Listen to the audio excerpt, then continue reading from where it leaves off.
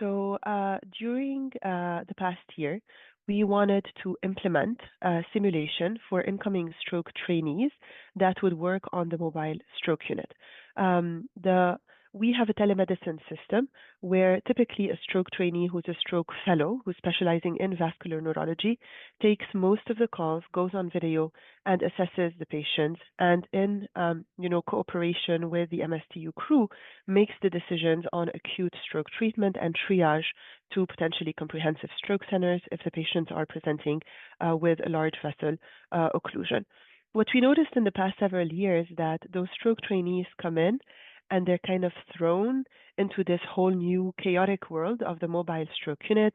They have to figure out logistics, operational systems, and make really hard decisions while not having been exposed at all to the MSTU system. And this is where we got the idea this year to build an MSTU simulation.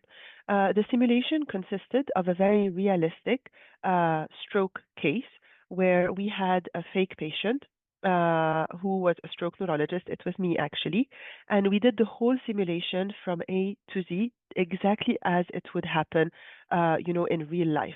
Starting by what we call at the Cleveland Clinic the 2-clot pager, which is the paging system where we get our stroke calls.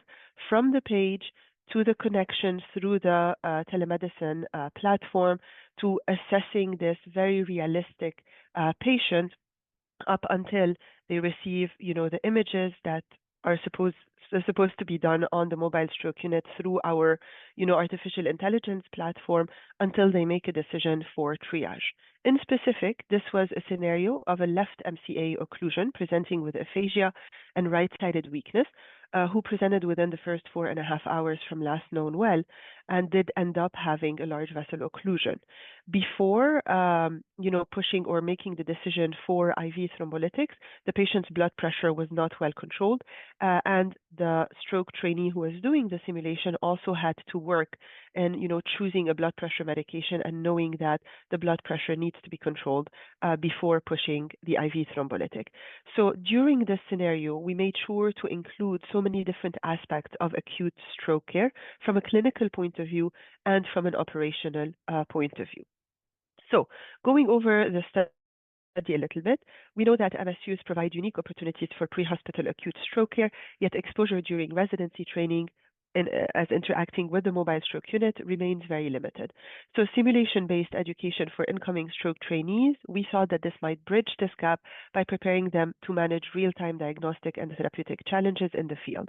So our aim from this study was to evaluate the impact of an MSU simulation on stroke trainees' confidence in both clinical decision-making and systems navigation, and to compare their post-simulation performance with graduating trainees from last year who have been, interacting and working with the mobile stroke unit for a whole year, but have not received a simulation at the beginning. So as I just explained, we built a structured MSU simulation curriculum and we administered it to 4 incoming stroke trainees, definitely after going over presentations about the MSTU, going over our physician workflow. And we assessed their confidence across 12 skill domains, including clinical decision-making and systems coordination, and these were assessed using Likert scale surveys.